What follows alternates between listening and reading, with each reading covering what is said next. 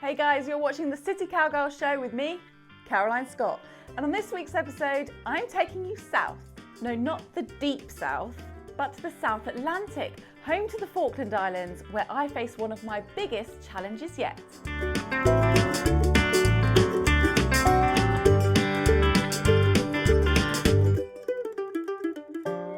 I have travelled here to the Falkland Islands, 8,000 miles away from the UK, to organise the world's most southerly honky tonk, the Falkland Islands Country Festival. You wouldn't know it to look at it, but this British overseas territory is filled with hundreds of country music fans. Stars like Johnny Cash, Alan Jackson and Tanya Tucker fill the airwaves, and the locals even put their own spin on the Texas two-step. I thought it was time to bring the Islanders a City Cowgirl-fueled honky-tonk night they wouldn't forget. My first task was to find a band to bring down with me. A big ask, as the Falkland Islands aren't exactly just around the corner from us here in London. But country and western band East Lonesome Drifters were up for the adventure. They were to be my headline act, who would be supported by local musicians from the islands. So my headline act was sorted, but before they were to arrive to the islands, I had a lot of work to do selling 300 tickets. In an island with only 3,000 people and limited internet connection, social media and online adverts weren't exactly necessary. Instead, I visited Tony Ellis, a local graphic designer, who was producing some eye-catching posters that would shift tickets for the festival. We're a very isolated community. We're very much what we have here is what we have here. We haven't got the sort of like broader range. Like London's a massive city. It's easy to get into London, so you can advertise to the country. You know, here it's very much the Falklands. So you know you've got a very a small but easy reachable target audience depending on what your event is. Got the confirmation on that. Just a little bit of jigging just to make everything fit in around this middle section here, and then it's pretty much good to go. You don't need the excuse, but it is a good excuse.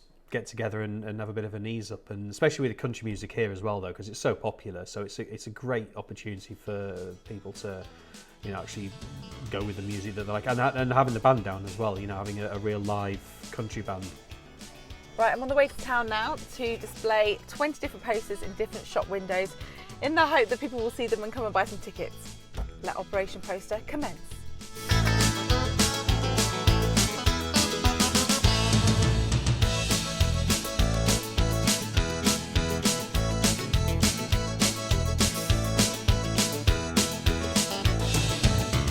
With posters in every shop and the local TV station Falkland Islands Television running interviews and festival adverts, tickets sold out in a matter of days. I did have a problem though. See, I was on an island with an extremely small selection of shops and zero budget to decorate the venue. So how was I to create a honky-tonk atmosphere? I had to get creative and a bit smelly. Now, in my attempt to make bunting out of Budweiser cans, I've come to the bins. It's a bit of a disgusting job, but essentially I'm going to put them in the dishwasher tonight and hope for the best to start making Bud Bunting, which I think will look really good, if not a mucky job. The local pubs and venues collected cans for me, and I soon had over 500 empties to wash and dry, which I roped together to create my bunting for the hall. And here is my step-by-step guide in how you can do it yourself. Beer bunting is a fantastic way to decorate your next hoedown or honky-tonk event. It's cheap, it's super easy to do, and all you need is beer cans and some string. Step one is to grab your string and make a loop where you want the first can to go.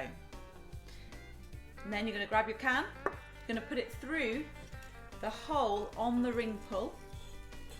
So wheedle it through like that, so it comes all the way around the other side. Then you're going to loop this string over the whole of the can. Like this. And then you're going to put it tight. And it's as easy as that, and then you move on to the next can. But I think you'll agree with me that it makes for some fantastic honky-tonk decoration that's cheap, easy to do, and very creative. As you can imagine, I was there for some time and got quite slick at it by the end, if I do say so myself. Nothing could stop this thrifty cowgirl, and in no time I was out scouring the islands for unwanted wooden pallets, which I made into these nifty drinks tables. And I didn't stop there.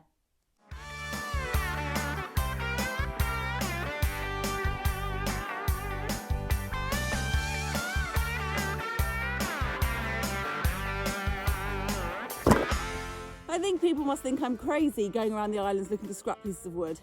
But I reckon it's going to look really cool and authentic when I put these in the town hall as decoration. Give you that really rustic honky tonk vibe.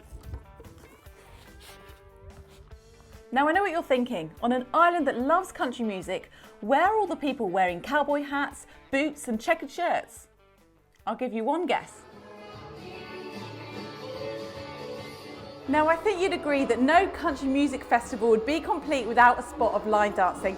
So I've come down to Stanley's Line Dance Club to check out some of their moves before the big day on Saturday. Led by master teacher Val, this group meets once a week at the local infant school to strut their stuff to both classic and modern country tunes.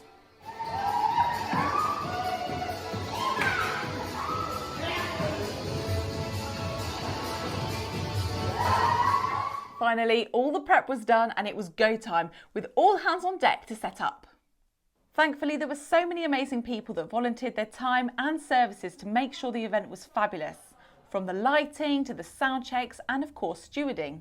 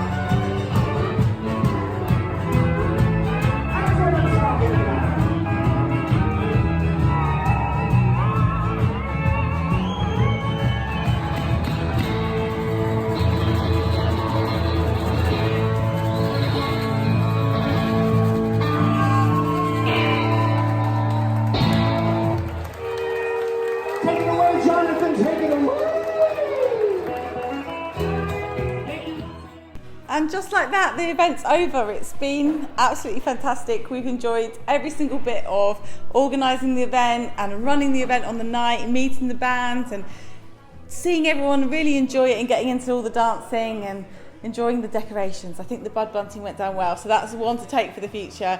And yeah, a fabulous time in the Falkland Islands.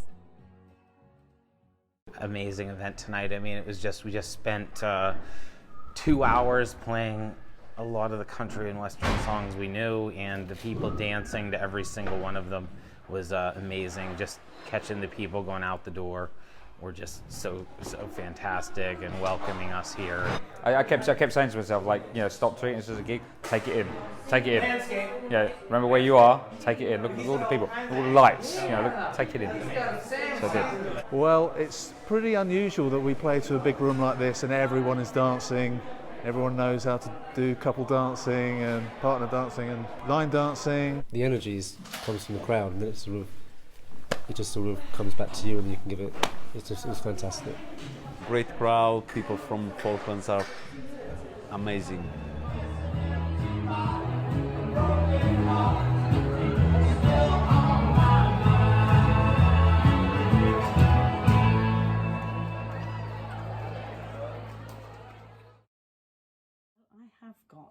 I've got Caroline in, and I've got Patrick, and Patrick is one of the East Lonesome Drifters. So good morning, Caroline and Patrick. Hi, thanks for having us in.